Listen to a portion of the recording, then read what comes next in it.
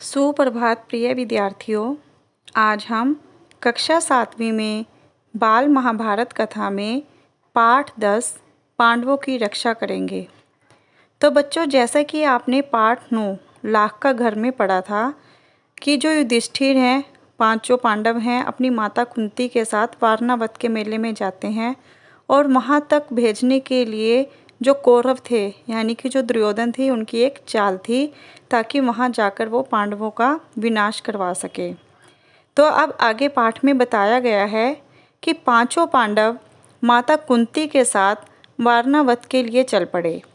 उनके हस्तिनापुर छोड़कर वारणावत जाने की खबर पाकर नगर के लोग उनके साथ हो लिए। बहुत दूर जाने के बाद युधिष्ठिर का कहा मानकर नगरवासियों को लौट जाना पड़ा। दुर्योधन के षड्यंत्र और उससे बचने का उपाय विदुर ने युधिष्ठिर को इस तरह गूढ़ भाषा में, गूढ़ भाषा का मतलब होता है कि जो एक रहस्य वाली भाषा होती है कि उसको सिर्फ युधिष्ठिर या पांडव ही समझ सकते थे, तो इस तरह की भाषा में सिखा दिया था कि जिससे दूसरे लोग समझ ना सके। वारणावत के लोग पांडवों के आगमन की खबर पाकर बड़े खुश हुए और उनके वहां पहुंचने पर उन्होंने बड़े ठाठ से उनका स्वागत किया। जब तक लाख का भवन बनकर तैयार हुआ, पांडव दूसरे घरों में रहते रहे जहां पुरोचन ने पहले से ही उनके ठहरने का प्रबंध कर रखा था। लाख का भवन बनकर तैयार हो गया तो पुरोचन उन्हें उसमें ले गया। भवन में प्रवेश करते ही युधिष्ठिर ने उसे खूब ध्यान से देखा। विदुर की बातें उन्हें याद थी। ध्यान से देखने पर युधिष्ठिर को पता चल गया कि यह घर जल्दी आग लगने वाली चीज़ों से बना हुआ है। युधिष्ठिर ने भीम को भी यह भेद बता दिया, पर साथ ही उसे सावधान करते हुए कहा, यद्यपि यह साफ मालूम हो गया है कि यह स्थान खतरनाक है, फिर भी हमें विचलित नहीं होना चाहिए। पुरोचन को इस बात का जरा भी पता न लगे कि उसके षड्यंत्र का भेद हम पर खुल गया है। मौका पाकर हमें यहाँ से निकल भागना होगा, पर अभी हमें जल्दी से ऐसा कोई काम नहीं करना चाहिए जिससे शत्रु के मन में जरा भी संदेह पैदा होने की संभावना हो। युधिष्ठिर की इस सलाह को भीमसेन सहित सब भाइयों तथा कुंती ने मान लिया। वे उसी लाख के भवन में रहने लगे। इतने में विदुर का भेजा हुआ एक सुरंग बनाने वाला कारीगर वारणावत नगर में आ पहुंचा। उसने एक दिन पांडवों को अकेले में पाकर उन्हें अपना परिचय देते हुए कहा, आप लोगों की भलाई के लिए हस्तिनापुर से रवाना होते समय विदुर ने युधिष्ठिर से सांकेतिक भाषा में जो कुछ कहा था वह बात मैं जानता हूँ। यही मेरे सच्चे मित्र होने का सबूत है। आप मुझ पर भरोसा रखें, मैं आप लोगों की रक्षा का प्रबंध करने के लिए आया हूँ। इसके बाद वह कारीगर महल में पहुँच गया और गुप्त रूप से कुछ दिनों में ही उसमें एक सुरंग बना दी। इस रास्ते से पांडव महल के अंदर से नीचे ही नीचे चहारदीवारी और गहरी खाई को लांघकर सुरक्षित बेखटके बाहर निकल सकते थे। यह काम इतने गुप्त रूप से और इस खूबी से हुआ कि पुरोचन को अंत तक इस बात की खबर न होने पाई। पुरोचन ने लाख के भवन के द्वार पर ही अपने रहने के लिए स्थान बनवा लिया था। इस कारण पांडवों को भी सारी रात हथियार लेकर चौकन्ने रहना पड़ता था। एक दिन पुरोचन ने सोचा कि अब पांडवों का काम तमाम करने का समय आ गया है। काम तमाम करना यानी कि उनको मारने का समय आ गया है। समझदार युधिष्ठिर उसके रंग ढंग से ताड़ना यानी कि समझ गए कि वह क्या सोच रहा है। युधिष्ठिर की सलाह से माता कुंती ने उसी रात को एक बड़े भोज का प्रबंध किया। नगर के सभी लोगों को भोजन कराया गया। बड़ी धूमधाम रही, मानो कोई बड़ा उत्सव हो। खूब खा पीकर भवन के सभी कर्मचारी गहरी नींद में सो गए। पुरोचन भी सो गया। आधी रात के समय भीमसेन ने भवन में कई जगह आग लगा दी और फिर पांचों भाई माता कुंती के साथ सुरंग के रास्ते अंधेरे में रास्ता टटोलते टटोलते बाहर निकल गए। भवन से बाहर वे निकले ही थे कि आग ने सारे भवन को अपनी लपटों में ले लिया। पुरोचन के रहने के मकान में भी आग लग गई। सारे नगर के लोग इकट्ठे हो गए और पांडवों के भवन को भयंकर आग की भेंट होते देखकर हाहाकार मचाने लगे। कौरवों के अत्याचार से जनता क्षुब्ध हो उठी और तरह तरह से कौरवों की निंदा करने लगी। लोग क्रोध में अनाप शनाप भगने लगे, हाय तौबा मचाने लगे और उनके देखते देखते सारा भवन जलकर राख हो गया। पुरोचन का मकान और स्वयं पुरोचन भी आग की भेंट हो गया। वारणावत के लोगों ने तुरंत ही हस्तिनापुर में खबर पहुंचा दी कि पांडव जिस भवन में ठहराए गए थे वह जलकर राख हो गया है और भवन में कोई भी जीता नहीं बचा। धृतराष्ट्र और उनके बेटों ने पांडवों की मृत्यु पर बड़ा शोक मनाया। वे गंगा किनारे गए और पांडवों तथा कुंती को जलांजलि दी। फिर सब मिलकर बड़े जोर जोर से रोते और विलाप करते हुए घर लौटे। परंतु दार्शनिक विदुर ने शोक को मन ही में दबा लिया, अधिक शोक प्रदर्शन नहीं किया। इसके अलावा विदुर को यह भी पक्का विश्वास था कि पांडव लाख के भवन से बचकर निकल गए होंगे। पितामह भीष्म तो मानो शोक के सागर ही में थे, पर उनको विदुर ने धीरज बंधाया और पांडवों के बचाव के लिए किए गए अपने सारे प्रबंध का हाल बताकर उन्हें चिंता मुक्त कर दिया। लाख के घर को जलता हुआ छोड़कर पांचों भाई माता कुंती के साथ बच निकले और जंगल में पहुंच गए। जंगल में पहुंचने पर भीमसेन ने देखा कि रात भर जगे होने तथा चिंता और भय से पीड़ित होने के कारण चारों भाई बहुत थके हुए हैं। माता कुंती की दशा तो बड़ी ही दयनीय थी, बेचारी थककर चूर हो गई थी। सो महाबली भीम ने माता को उठाकर अपने कंधे पर बैठा लिया और नकुल एवं सहदेव को कमर पर ले लिया। युधिष्ठिर और अर्जुन को दोनों हाथों से पकड़ लिया और वह उस जंगली रास्ते से उन्मत्त हाथी के समान झाड़ झंखाड़ और पेड़ पौधों को इधर उधर हटाता वह रौंदता हुआ तेजी से चलने लगा। जब वे सब गंगा के किनारे पहुंचे तो वहां विदुर की बेची हुई एक नाव मिली। युधिष्ठिर ने मल्लाह से सांकेतिक प्रश्न करके जांच लिया कि वह मित्र है। वे लोग अगले दिन शाम होने तक चलते ही रहे ताकि किसी सुरक्षित स्थान पर पहुंच जाए। सूरज डूब गया और रात हो चली थी। चारों तरफ अंधेरा छा गया। कुंती और पांडव एक तो थकावट के मारे चूर हो रहे थे, ऊपर से प्यास और नींद भी उन्हें सताने लगी। चक्कर सा आने लगा। एक पग भी आगे बढ़ना असंभव हो गया। भीम के सिवाय और सब भाई वहीं जमीन पर बैठ गए। कुंती से तो बैठा भी नहीं गया। वह दीन भाव से बोली, मैं तो प्यास से मरी जा रही हूँ, अब मुझसे बिल्कुल चला नहीं जाता।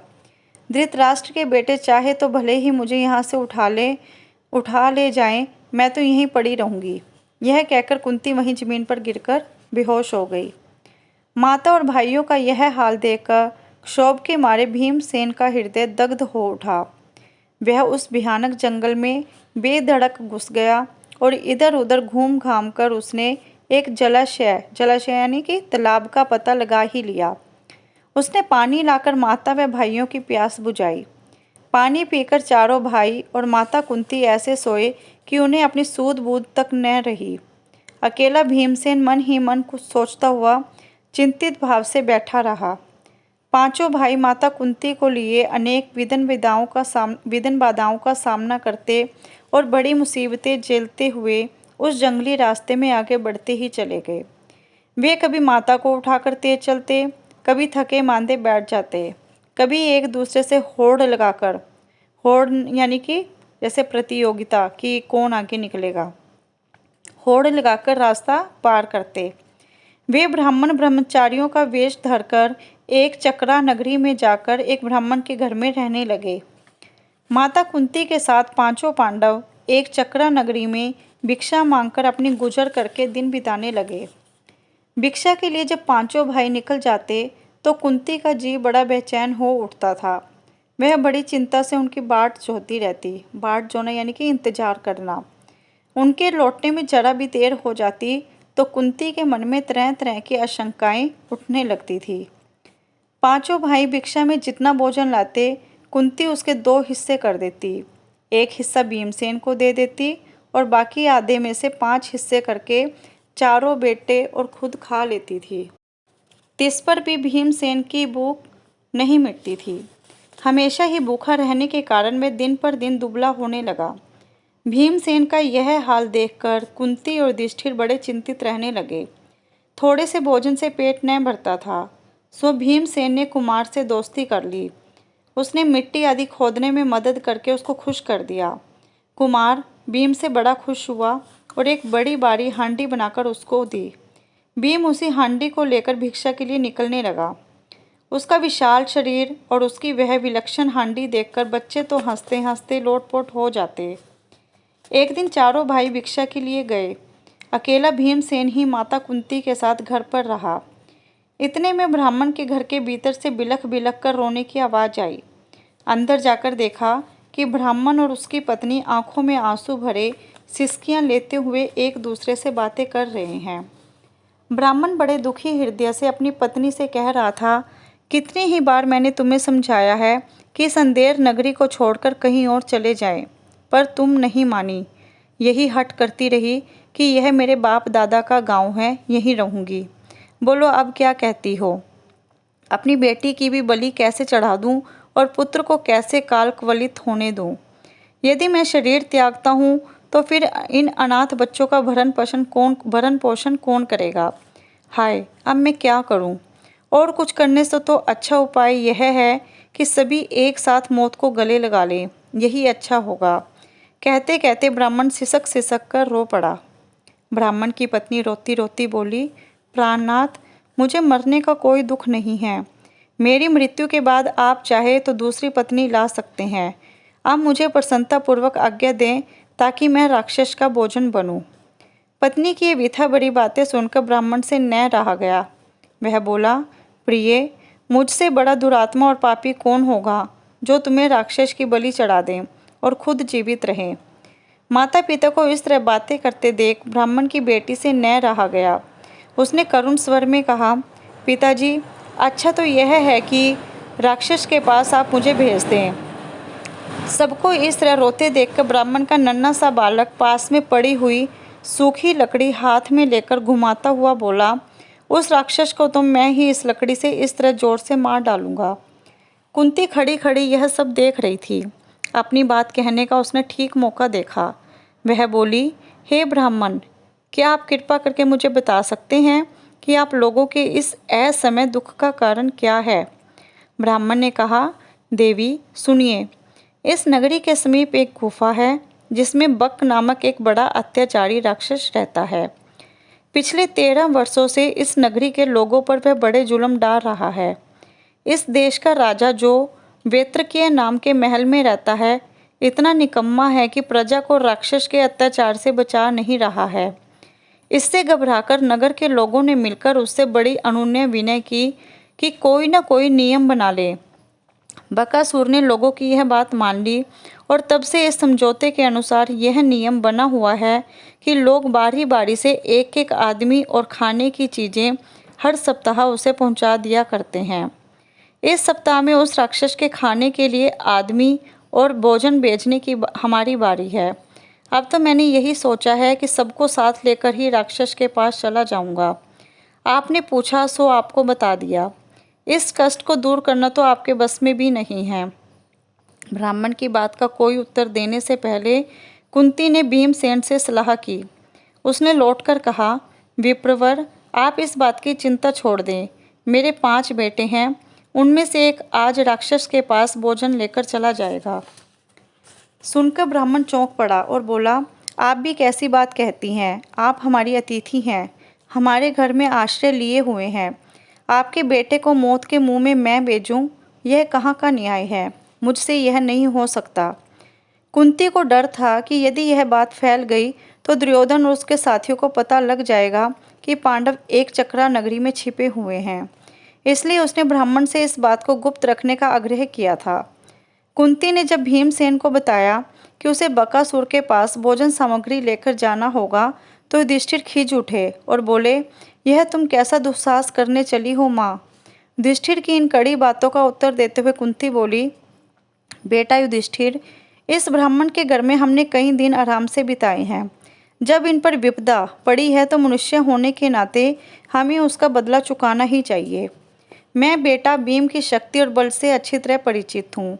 तुम इस बात की चिंता मत करो। जो हमें वारणावत से यहाँ तक उठा लाया, उसने हिडिंब का वध किया उस भीम के बारे में मुझे न तो कोई डर है न चिंता। भीम को बकासुर के पास भेजना हमारा कर्तव्य है। इसके बाद नियम के अनुसार नगर के लोग खाने पीने की चीज़ें गाड़ी में रखकर ले आए। भीमसेन उछलकर गाड़ी में बैठ गया। शहर के लोग भी बाजे बजाते हुए कुछ दूर तक उसके पीछे पीछे चले। एक निश्चित स्थान पर लोग रुक गए और अकेला भीम गाड़ी दौड़ाता हुआ आगे गया। उधर राक्षस मारे भूख के तड़प रहा था।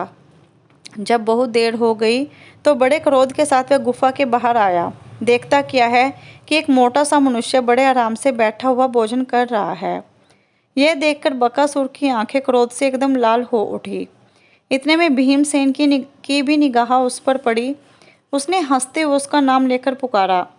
भीमसेन की यह ढिठाई देखकर राक्षस गुस्से में भर गया और तेजी से भीमसेन पर झपटा। भीमसेन ने बकासुर को अपनी ओर आते देखा तो उसने उसकी तरफ पीठ फेर ली और कुछ भी परवाह न करके खाने में ही लगा रहा। खाली हाथों काम ने बनते देखकर राक्षस ने एक बड़ा सा पेड़ जड़ से उखाड़ लिया और उसे भीमसेन पर दे मारा, परंतु भीमसेन ने बाएं हाथ पर उसे रोक लिया। दोनों में भयानक मुठभेड़ हो गई। भीमसेन ने बकासुर को ठोकरें मारकर गिरा दिया और कहा, दुष्ट राक्षस, जरा विश्राम तो करने दे। थोड़ी देर सुस्ताकर भीम ने फिर कहा, अच्छा अब उठो। बकासुर उठकर भीम के साथ लड़ने लगा। भीमसेन ने उसको ठोकरें लगाकर फिर गिरा दिया। इस तरह बार बार पछाड़ खाने पर भी राक्षस उठकर भिड़ जाता था। आखिर भीम ने उसे मुंह के बल गिरा दिया और उसकी पीठ पर घुटनों की मार देकर उसकी रीढ़ तोड़ डाली। राक्षस पीड़ा के मारे चीख उठा और उसके प्राण पखेरु उड़ गए। प्राण पखेरु यानी कि मर जाना। भीमसेन उसकी लाश को घसीट लाया और उसे नगर के फाटक पर जाकर पटक दिया। फिर उसने घर आकर माँ को सारा हाल बताया। तो बच्चों, आपने पाठ पढ़ा पांडवों की रक्षा कि किस तरह से लाख के घर में वारणावत में लाख के घर से पांडवों की रक्षा किस प्रकार हुई, किस प्रकार से वो लाख के घर से बच निकले और फिर भीम ने बकासुर नामक राक्षस को किस तरह से मारा। तो आशा करती हूँ कि यह पाठ आपको अच्छे से समझ में आ गया होगा और इसके साथ ही जो अभ्यास कार्य पत्रिका भी आपको दी जाती है, सभी बच्चे उसको भी ध्यानपूर्वक किया कीजिए। धन्यवाद।